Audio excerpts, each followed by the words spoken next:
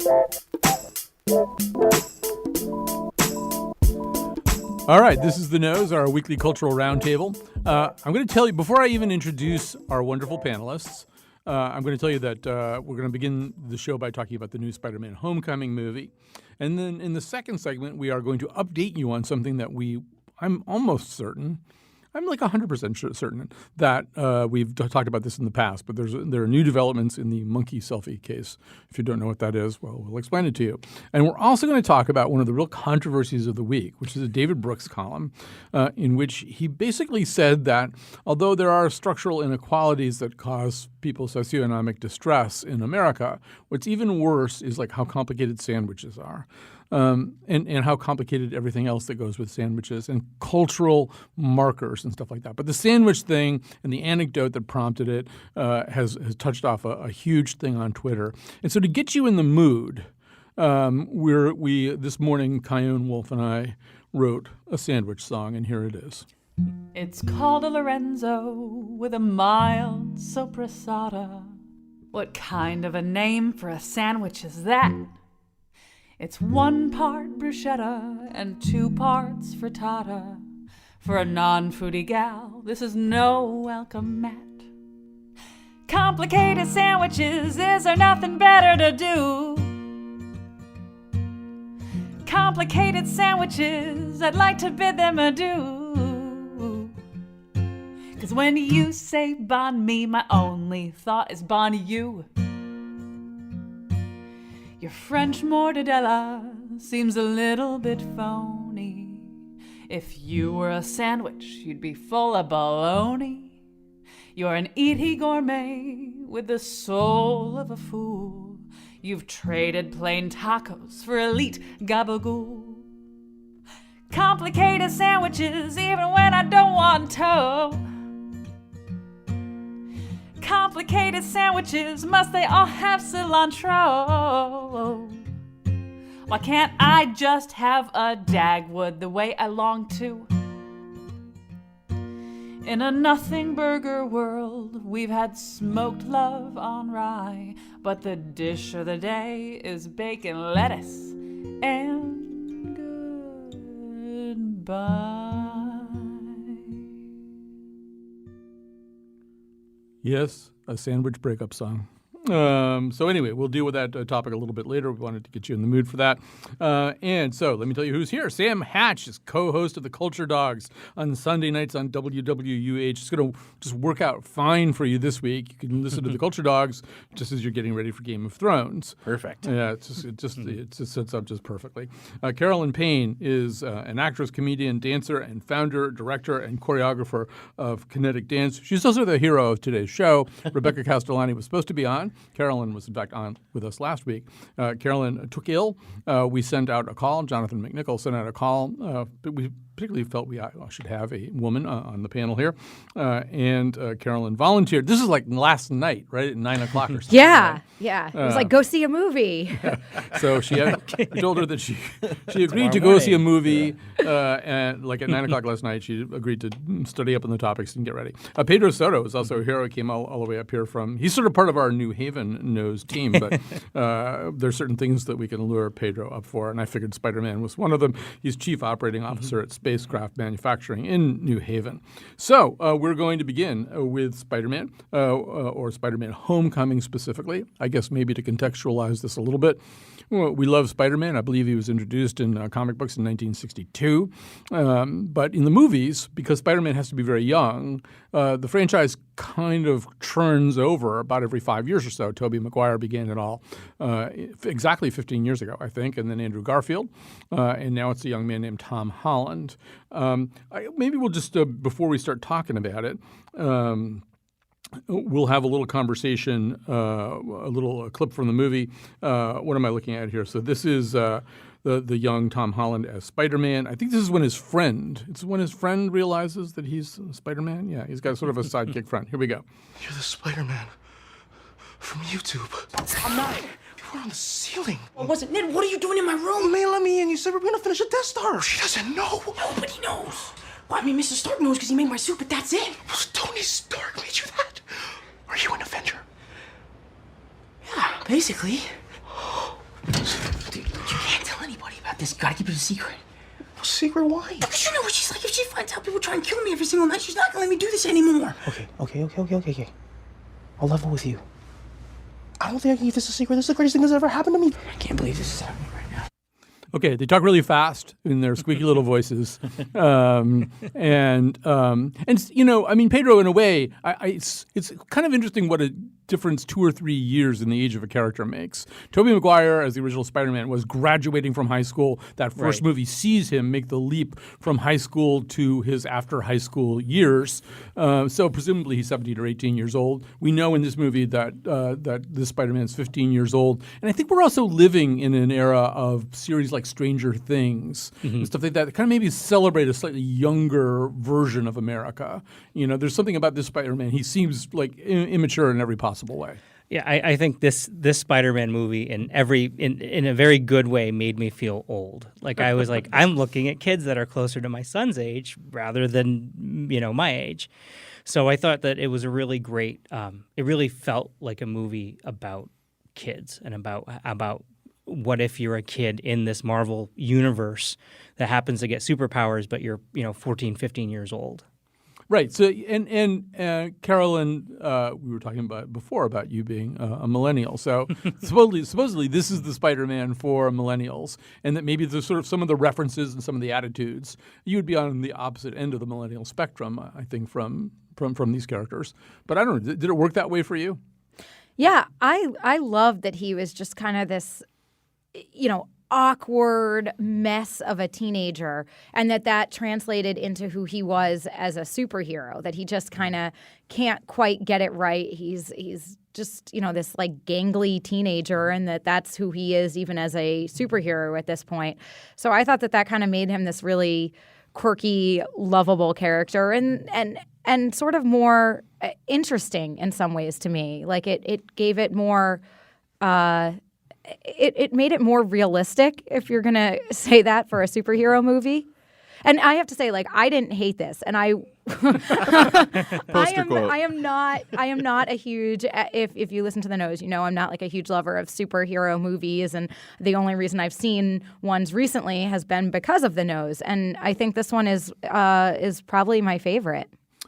Sam, I think all of us saw echoes, just to say, with this teenage theme of, I mean, there's sort of like John Hughes movie moments here. Absolutely. And there's, I think, also a little bit of Buffy the Vampire Slayer, who was, I thought, maybe the first, you know, Buffy used to like have to like save the world, but she'd have SATs the next day, right? And there's a little bit of that here. Yeah, and I always loved that about the Spider-Man character, that whole concept, whereas most of us were worrying about how they could work at their grocery store job at night and fit in studying. That he was doing this, you know, larger-than-life activity at night and saving the world sometimes literally. And then, yeah, still having to worry about that exam the next day. And, yeah, they really pulled it off in here. There's some direct nods to John Hughes, and particularly Ferris Bueller's Day Off. It also reminded me a lot of Anton Yelchin's character in the film Charlie Bartlett, which also featured Robert Downey Jr. so much of that actor as a mentor. So, yeah, I thought that was pretty interesting. I don't know if anybody else, but I'm glad somebody else did pick up on that. Yes. In terms of mentor, I might want to say that Robert Downey Jr. may be the first anti-mentor, right? In terms of a hero anti-hero, which is great because so much of Spider-Man is him as a teen, kind of dealing with how to go wrong as an adult, and he's got he doesn't have a father figure, so he's got all these other father figures in this movie that are kind of extreme, and he has to determine his own path. Right. So this is a movie in which the young Spider-Man. And all of this is set up in what I thought was a completely terrible movie, the Captain America Civil War movie. But he's keenly aware of the Marvel comic universe around him. He's keenly aware of his opportunity to enter that universe. So we do see a lot of Robert Downey Jr. as Tony Stark, kind of reverse mentoring him. And I don't know, Pedro, I said this in the emails too. This was an area where I was a little bit uncomfortable because there's a way in which this movie franchise is kind of in love with itself and in love with its own tropes. And there's a way in which I can tell already that Sam had a similar relationship to Spider-Man as I did as a comic book nerd, which was that there was something essentially very lonely about Spider-Man, and he solved all of his own problems on his own. This included in the early days of the comic book how to get his uniform clean. He'd have to wait for Aunt May to leave so that he could use the washing machine. It was stuff like that. But everything was always kind of on his own. The Fantastic Four would invite him to join. He'd say, I just can't do it. And here there's like a creep here, right? Yeah. Like Tony Stark is there all the time, and he's putting all this gadget crap inside the uniform. That was bothering me. Yeah, no, I think that it changes the character. It changes kind of the arc of the character. But it also puts him sort of in opposition with Tony Stark, who's like, Tony Stark makes a huge mess of Spider-Man's, of Peter's life, in that he comes in, gives him this enormously powered suit. He goes, rescues in Civil War the day, and, or that battle, I guess. I haven't seen Civil War. And then, and then says, like, see ya, kid. And then, he's reaching out. Peter Parker's reaching out for Tony during the movie and is literally just getting blown off. And so I think it works, but I do think that they needed to do something like this to kind of bring him into the sort of Tony Stark universe of the MCU. I want to talk a little bit about the cast of this movie, too. So, I mean, there's sort of Tom Holland and there's Robert Downey Jr. And then, I mean, Carolyn, there's this sort of incredibly wide spread of little casting things. Like Tyne Daly's in it for, 90 seconds or something, but there are all these kind of little ingenious things. But the one thing that they clearly have made a vow to do is diversify. So already the mise en scène is some kind of school for math and sciences and engineering. That's the high school that Spider-Man goes to now, which means, that the big jock Flash is now this little nerdy guy.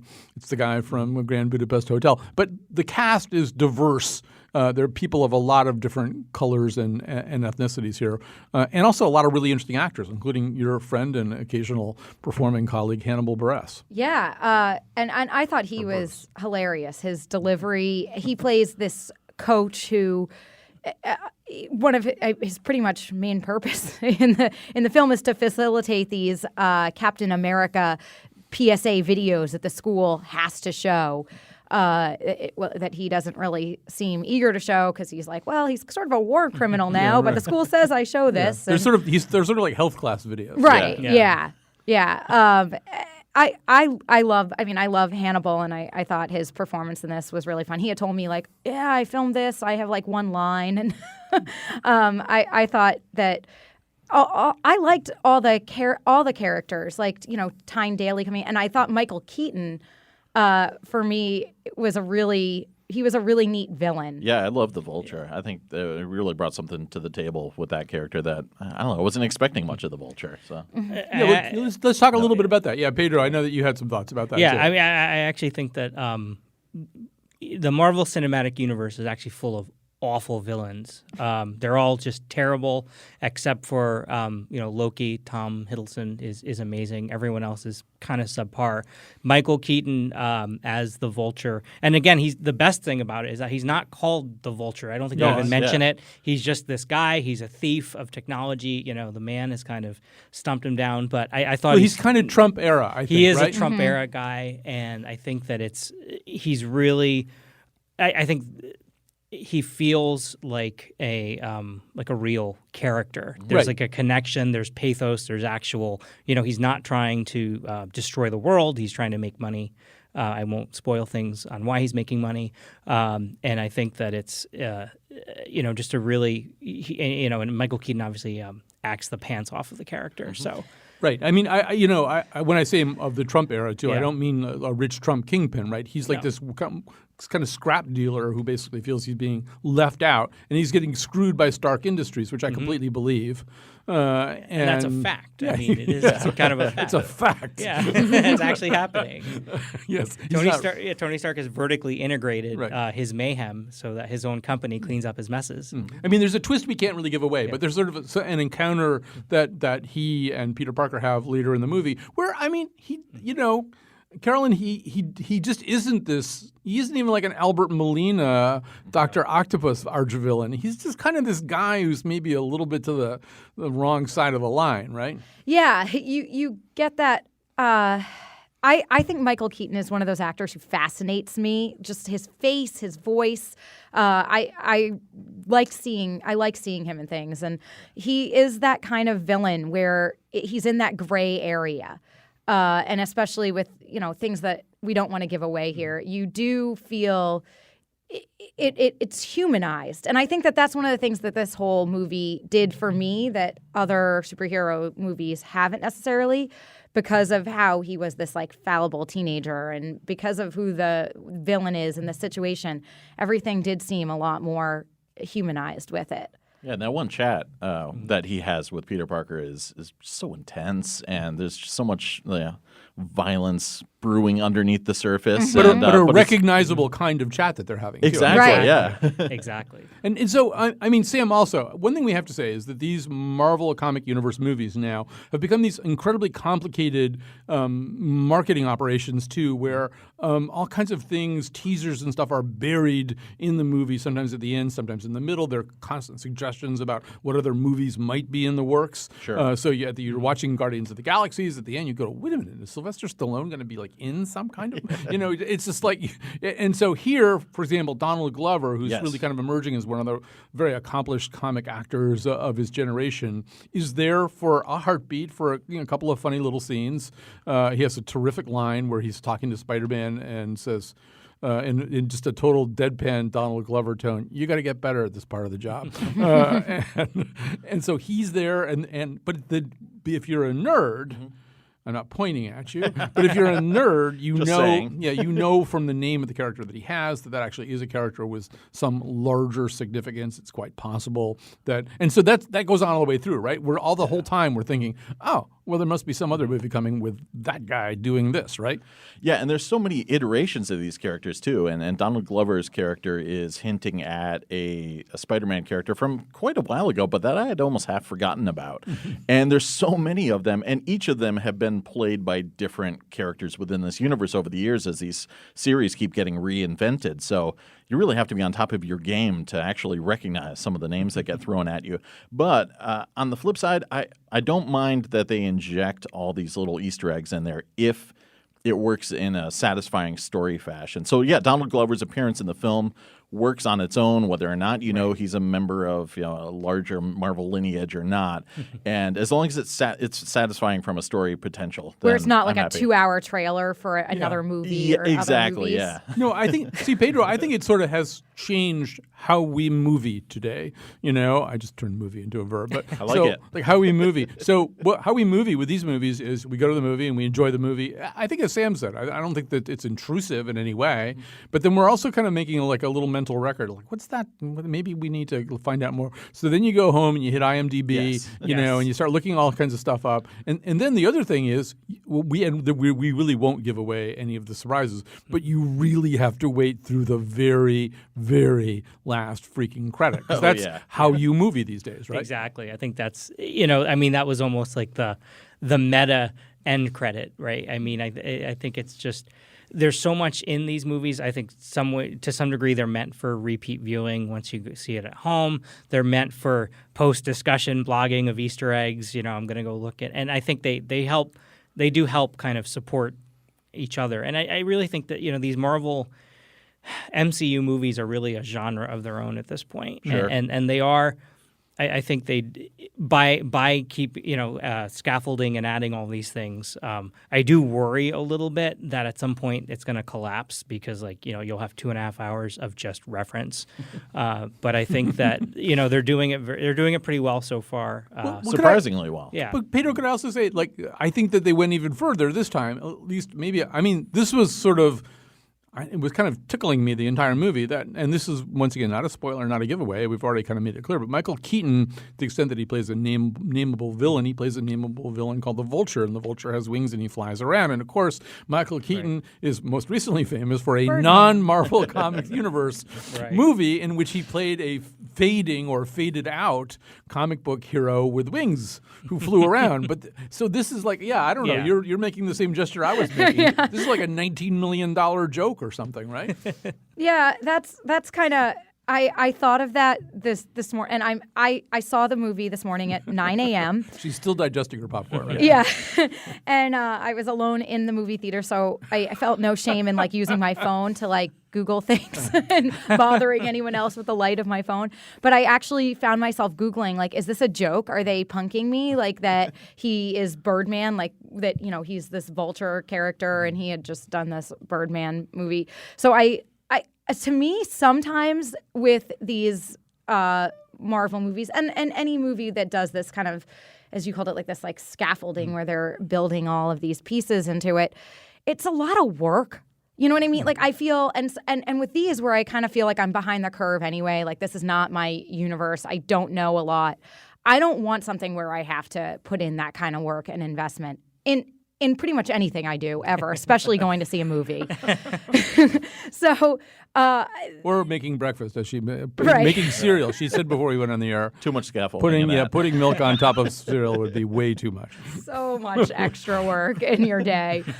So I get nervous when I feel a movie is going to make me have to go in with knowledge or that I'm going to have to like turn to blogs and look things up and kind of really dig deep and research to just enjoy a movie. Although, I think you could also argue, Sam, I don't know, maybe I'm taking this too far, but the culture has always been scaffolding, and culture has always been layers. As Jonathan McPants is pointing out to me right now, Birdman is also a little bit of a meta joke about Michael Keaton's past as Batman.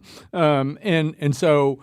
But I mean, people going to see Shakespeare at the Globe Theater would be picking up all kinds of references to stuff too, right? I mean, Sure. And in terms of the Marvel Comics history, that was always something that they excelled at, obviously to sell more comics. But there was always a little sidebar, C-ish, number 7 of Iron Man for this. So it really is following up on a Marvel heritage. And again, there is the threat that it's going to become this monstrosity because there really isn't a cinematic template for this.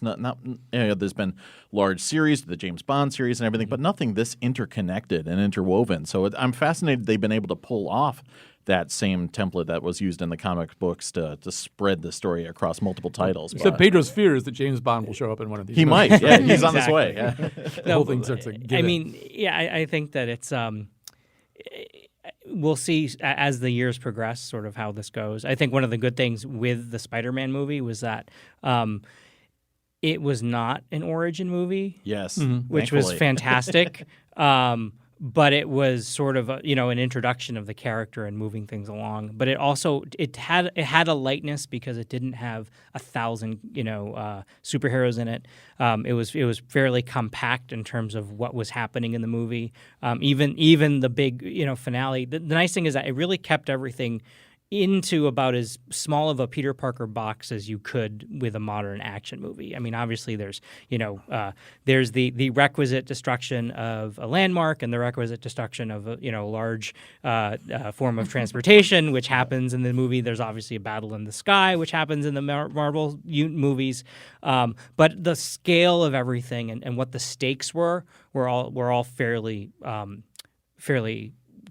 sort of Peter Parker sized. Well, we're running out of time here, although there's one or two points that I wanted to make or explore with you guys. So I actually went back and watched some of the very first Tobey Maguire Spider-Man movie because I like the sort of bruised quality that Tobey has. I mean, first of all, that movie begins interestingly with a little voiceover monologue from the Peter Parker character saying, "This isn't the movie you think it is. It isn't really about a superhero. It's a movie about a girl." And then there's a big shot of Kirsten Dunst there, and it is very much a movie about this complicated attempt at finding romance, and also, of course, this incredible movie about overwhelming Ibsen-sized guilt, Strindberg-sized guilt that just runs through this movie. And there's obviously something a lot more frolicsome and happy and jittery about this. I do want to say that if there's been a piece of controversial casting, it's probably Marissa Tomei as Aunt May. So, Caroline, I'm going to start with you. I mean, obviously Rosemary Harris played Aunt May originally. Untouchable. I mean, in terms of the comic book character. Right. Yeah.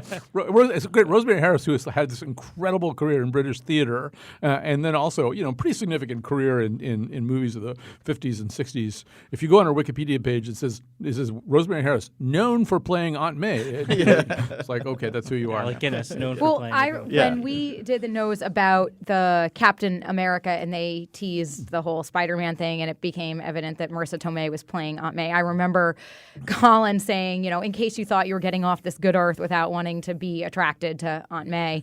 I may have said it even more bluntly than that. But. Yeah, I tried to edit that. But, so every time I kept seeing trailers for this, I would hear Colin's voice saying that and start to laugh because to me that was true because I obviously was aware of Spider-Man. Like I'm not totally, I don't live under a rock or anything, so I do know who these characters are, and I did know that Aunt May was like a frumpy old lady. It'd be so lady. hard to live under a rock anyway. You have to keep lifting the rock up. That would be too much work. I already expressed I'm not into that much work. But you'd expect someone more you'd expect Tyne Daly to be playing Aunt May more than Marissa Tomei. Like if you were going to choose between the two, if you had just seen, headshots of actors, you would have been like, oh, this is going to be playing Aunt May. But they kept referencing. I just thought it was funny at the beginning part of the movie. There were several references to how hot she is. Mm-hmm. And it kind of that didn't. I was wondering if that was going to play out somewhere in the movie, and they just sort of let that drop.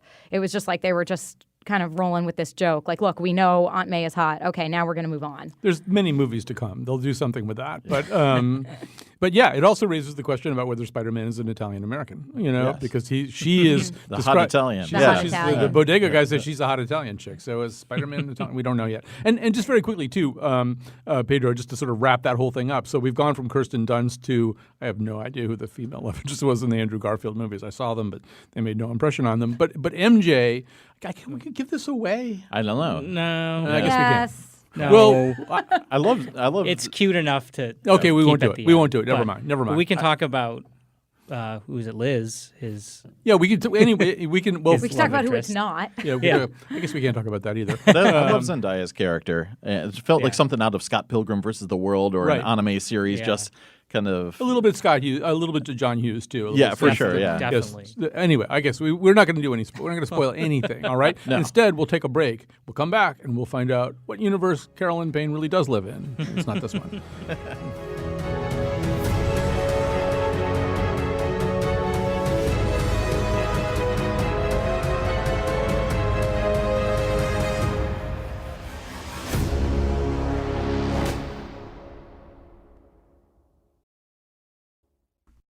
All right, we're back. We're doing the nose. Carolyn Payne is making an Avenger-style rescue of the nose, coming to our aid at the last minute because Rebecca Castellani couldn't do it today.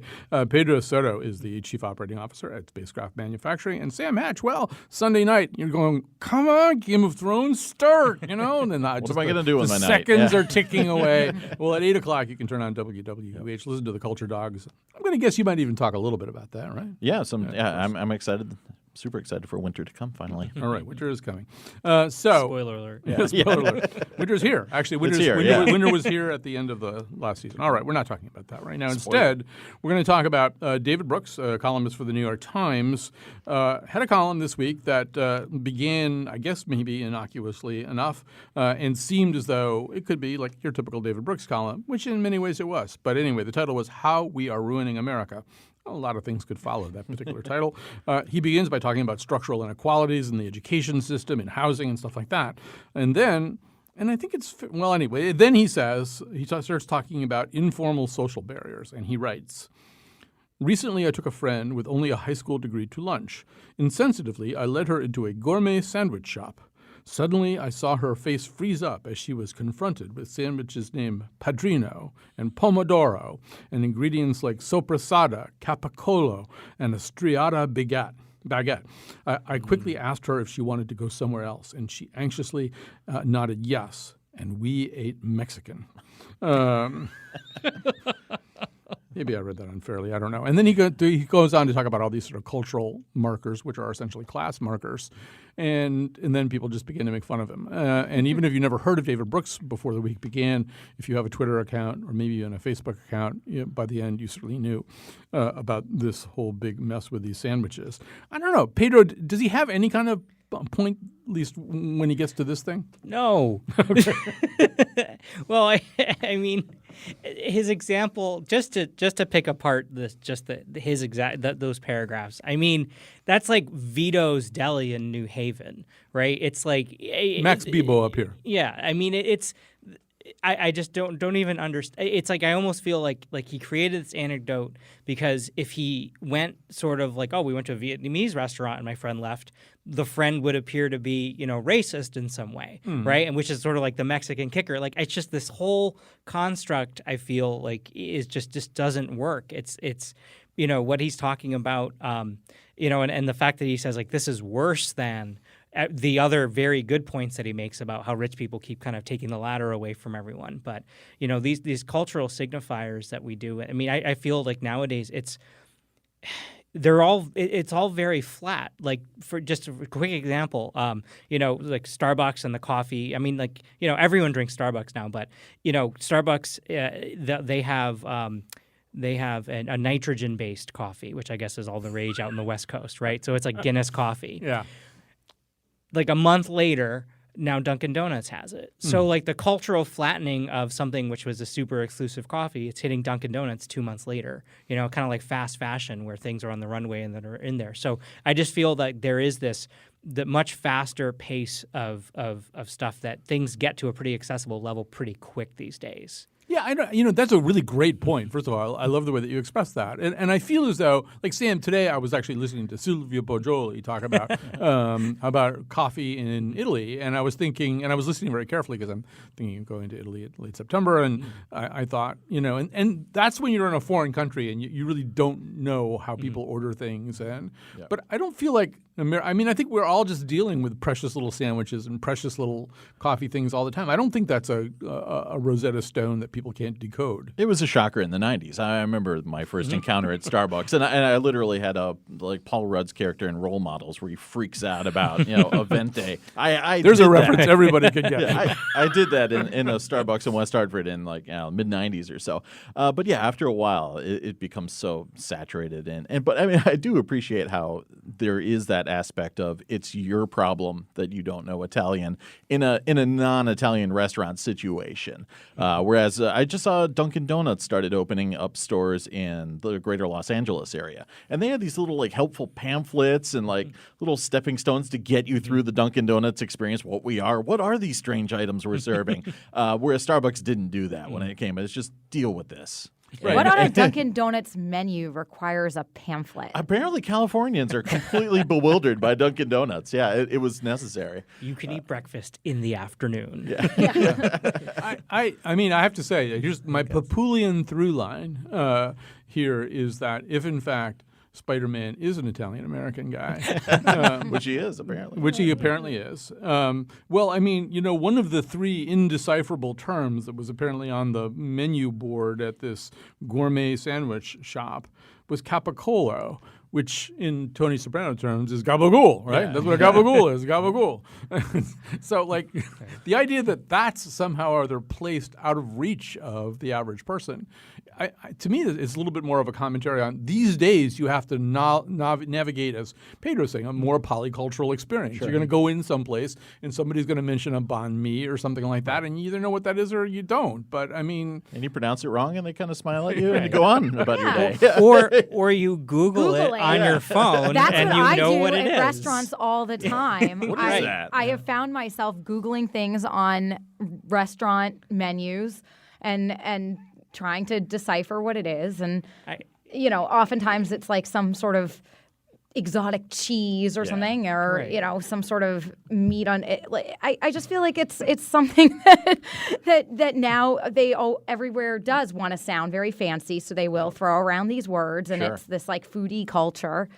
It's more a foodie thing than a class. Right. Thing. I feel like the foodie culture is more snobby than anything. I think that's where I think that's where the divide comes in. Right. But as Pedro is saying, the foodie culture is about 45 miles up the road from Soprasada, right? I Right. mean, the foodie culture. Yeah, they've moved past that. Yeah. So, yeah. The stuff I that mean, they're Subway talking about. has This is the Soprasada. trickle down of all of us That's non-foodies right. trying to catch up to Right. that. Yeah, that's Yeah, why right. showing up at Dunkin' Donuts and This places is where the, now, yeah. the common ruck gets to try the stuff that Yeah. the foodies What have been is this so very fancy bored stuff? with. Yeah. Right. I just want to say one last thing about this, just as somebody who else who writes columns. And I, by the way, I've met David Brooks. He's been on this show once or twice, and he actually is kind of a nice guy. But he writes these columns, and I can tell you exactly where this column went off the rails. It was doing fine, and then he wrote this. He was talking about this book by Richard Reeves, who's talking about these real, actual structural inequalities that really do hurt people in America. And he writes, I was braced by Reeves' book, but after speaking with him a few times about it, I've come to think the structural barriers he emphasizes are less important than the informal barriers that segregate the lower 80%.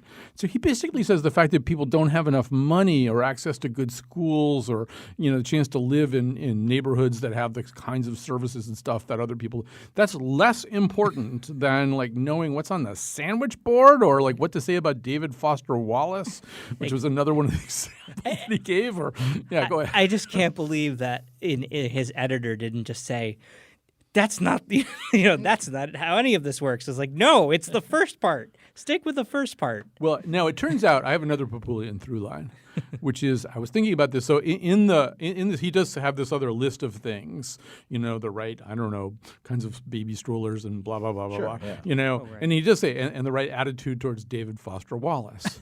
And I thought then I my mind was going, I'm kind of proud of this. Like it's 8:30 in the morning, and my mind is going, David Foster Wallace, sandwiches. David Foster Wallace, sandwiches.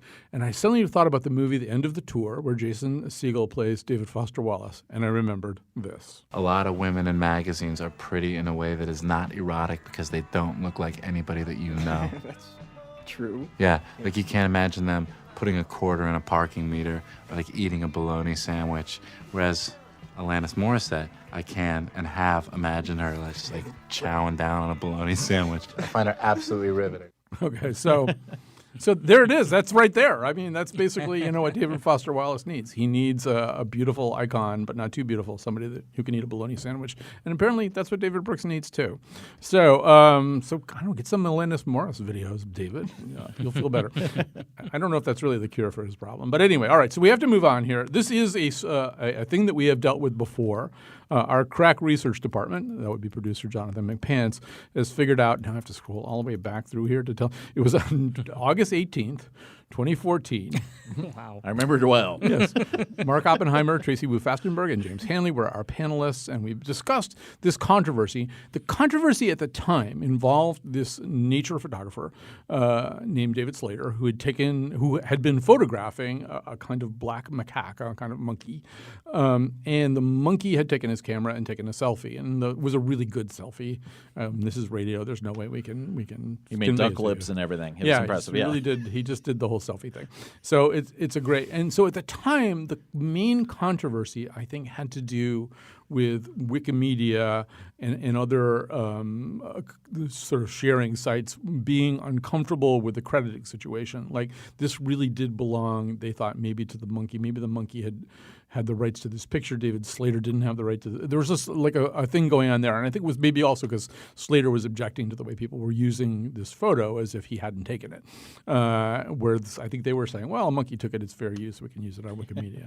It's public domain. It's public domain. Yeah. So I think that's how it all started. I think that's what we were talking about back in 2014. But it's gotten more complicated. It's gotten a lot more complicated because PETA has taken upon itself to hire counsel on behalf of said monkey. And to sue David Slater in the American federal court system.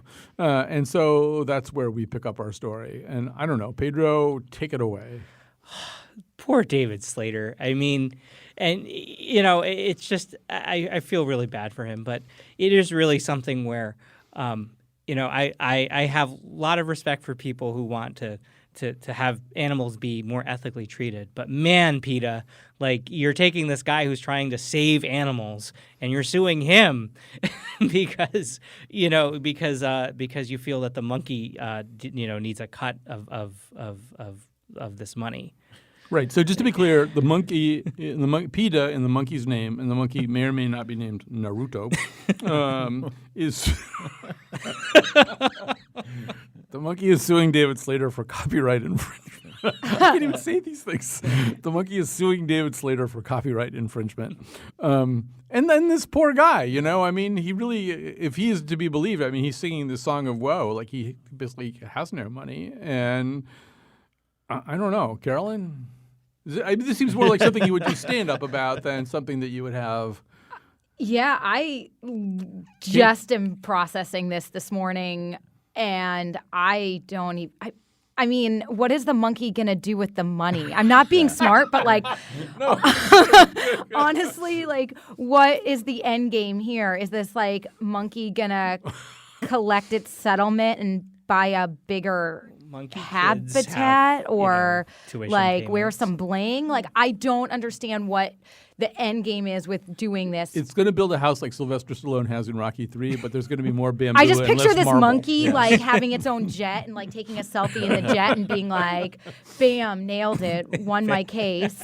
But I don't know, Sam, is there any way we can, I mean, obviously PETA is interested in the rights of animals, and as Pedro said, I mean, in a way it's tragic because there is going to be a case where a monkey has standing. This has been explored a lot about monkeys who are used in lab but what about situations. And the apps? They have those apps that if you have an iPad, it has this little thing that moves around, and your cat touches the thing that's moving around, and then that takes a picture of your cat. So effectively, your cat is taking a selfie. First of all, your cat would sue the crap out of you. Your cat is vicious We're and actually mean. already in court over the commercial that we filmed together. She feels that she got wronged in that deal. Carolyn has this really mean cat that bit the cable guy and stuff like that. So, Yeah, let's not several even. people have been personally victimized by my cat, but there's actually an app where you can trick your pet into taking its own selfie. So now I didn't know that. It's a slippery slope. Right. Yeah. So now, honestly, if my cat has taken some selfies on my iPad, is she going to be coming after me for posting them on Facebook when she felt she didn't really look her best? I just don't know where we're going with this. Is there a non-simian precedent for this? I mean, does your property, the camera, your property, if Colin took a selfie on my phone, does he now own that? And it's actually, I mean, this is getting a little technical here, but the photographer, this wasn't an accident. He set up the camera and kind of left the shutter or the clicker so that the monkeys would kind of take pictures of themselves. So he sort of created the scene.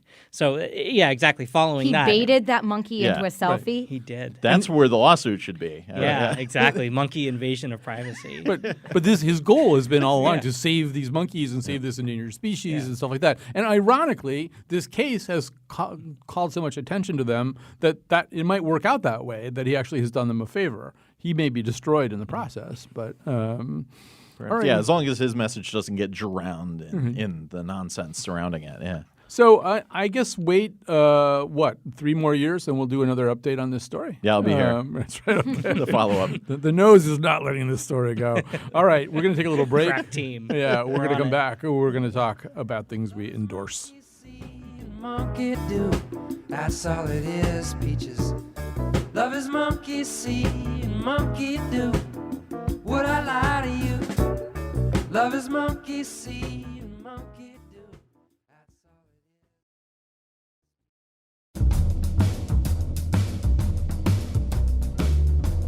it is. Today's show was produced by Jonathan McPants with help from our interns Tim Cohn, Carmen Baskoff, and me, Kyone Wolf. Our executive producer is Katie Tolarski, and happy birthday to Where We Live producer Lydia Brown. The part of Bill Curry was played by Toby Maguire. We'll be back on Monday with news from over the weekend on The Scramble. And now, back to Colin. We're passing animal pictures around here. Everybody's got a story, it turns out. All right, so it's time to mention some things that we might recommend to you, things that we might endorse. I think I'm going to have Sam go first. So, Carolyn, I'm not sure Carolyn's had any time to think about this at all. But so, Sam, go ahead. And this is actually a little bit older, but I've been tripping across it a lot more recently and in tune with the soundtrack for Spider-Man, which was really fun. It had a lot of stuff from the Ramones, etc. But Amazon actually financed this, so you can probably find it on Prime. But the documentary "Gimme Danger" Jim Jarmusch did about Iggy and the Stooges, in particular, is great stuff. Talking about really nasty rock and roll and MC5 and the Detroit music scene, and you get to actually see Iggy Pop as just a regular guy and talking about the different incarnations of the band. A lot of great music in there, and a lot of typical kind of these kind of rise to sort of fame stories. A lot of heartbreak and things and addictions along the way, but real fascinating work. And Jim Jarmusch shows up for a hot second too. So if you're a fan, The title again? Gimme Danger. Gimme Danger. It is sort of true that Spider-Man: Homecoming, they have like it's similar to Baby Driver. They're like the songs don't have any relationship to the time period. Like it's all these songs by the Flock of Seagulls and English Beat and a Spoon song that's like 8 years old. I don't know what it's like. I don't understand how these choices are made anymore. All right, so Pedro, what have you got for us? Okay, well, just because I'm coming up for New Haven, so I got to give some New Haven love back. In Westville, in the area, there's a 2017 concert series in the afternoon and early evening. I believe it's every Monday through July and through about half of August, 6:30 p.m. near the Mitchell Library right in front. And it's concerts and homemade pies. So people who live in the area can bring in their pies, and you can eat pies and watch some pretty neat local bands. And can anyone go, or do you have to be from Westville? Anyone can. If you say you know Mark Oppenheimer, you can go, right? Exactly. Yeah. Just mention Oppie's name. He has a luxury skybox. Right, concerts and pies. And when do these concerts take place? I mean, it does sound kind of nice. Yeah, actually. July 17th, 24th, 31st, August 7th, August 14th. Go to westvillect.org for the events. I believe they're called the Beecher Park Summer Concert Series. It does sound kind of nice, though. So it's just kind of an evening thing, right? Yeah. All right. And so, Carolyn, do you have anything to recommend? You'd be forgiven. You'd have amnesty. Sure. I'll throw some things in here. Okay, so if you want a sandwich where you know everything on the menu and there are no hard words to pronounce, you should go to Metro Cafe in the West End of Hartford. I love it there. The guy who owns it is really sweet, and they have it's just great food. They have really good coffee and stuff in the morning. So I figured that would be a good thing to throw in. And also, if you're looking for a good day trip, the Book Barn, and I'm actually not even sure. I think it's Niantic. Fantastic. Yeah, is just fantastic. It's 4 different locations too, I think, scattered Which throughout. actually, that's I think the only downside to it is that if you're looking for an autobiography, they're like, well, you have to get in your car and drive down the street. But it's worth traveling around town though. It is just such a magical place to spend a lazy afternoon. I did that last year, one Saturday. Just spent the whole day. Yeah. Yeah, it is a great place. All right, so a couple quick housekeeping things. First of all, I forgot to mention the greatest thing about if there's a good thing about the monkey selfie story, it's that one of the things that's being contested is whether or not the right monkey is being named in the lawsuit. Do they really know which monkey it is? And it's not Naruto. David Slater in The Guardian was quoted as saying, "Surely it matters that the right monkey is suing me," which is they don't have monkey facial recognition. Yes, let's get on poor this. guy. It's a line for the ages. And also, if you really want to hear that sandwich song we played at the beginning, it'll be up on SoundCloud. We'll put it out on various social medias as well, and I'm sure maybe we'll embed it on the show page for this, which is at wnpr.org/Colin. Okay, so very quickly, building on the sandwich theme, if you really want to get into the weeds about sandwiches, if that's possible, one of the sites that I discovered is called sandwichtribunal.com, and really it's really a great site, actually. I mean, if you're interested in sandwiches, you have to be really interested in sandwiches. And they've been at it since 2014, and they try to make sandwiches that you've never heard of before, but they do a lot of research into it. And so, do they have a podcast I can listen to? All sandwich based. Yeah, they absolutely should, but I don't think. And then I had an experience this week that it's so David Brooksy. It's kind of perfect. I discovered. I bet you Pedro already knows about this, but I just know that you're a good cook. But I cook a lot, and I discovered a new vegetable this week. It's either called Celtus or Celtus. I don't know which. It's a Chinese. It's a Chinese lettuce, except you use the stalk. The stalk, you peel the stalk back, and there's this beautiful translucent core that you can chop up and stir fry and do. And it has this delicious kind of nutty taste to it. And I'm sure that if you took David Brooks's friend to a restaurant or anything where they had Celtus, that would be very upsetting. But but it's not. It's good. And then where can you get it to? You can. The one place that I found it because my friends Roger and Isabel are growing it at Sub Edge Farm out in Farmington. So that's at least one place where at times you can get Celtus. That's CELTUSE. And then lastly, I got lastly, I mean, Game of Thrones does start on Sunday night. I don't have to promote that to you, although we will be doing a show tied somewhat to Game of Thrones, tied somewhat to the musical Hamilton, and tied somewhat to some research into European history. We will be doing a show Tuesday about bastards, and so please make a note to. And then I've been sort of looking around for something else, that could, because Game of Thrones is going to be 7 episodes, and then it'll be done, and I'll have to wait 2 years for the last 6 episodes. So N.K. Jemisin, Jemisin, has a series of books. I'm starting right now with the 5th season, and these are in the kind of fantasy realm. And so far, so good. I'm a little ways into this first of the books, and if you're looking for something else, anyway, that's a good place to go. All right, thanks to Sam Hatch and to Pedro Soto, and especially to Carolyn Payne, parachuting in at the last minute to save us. And we'll be back on Monday. On New Britain, Vernon, I already said that one. Avon, Farmington, yeah.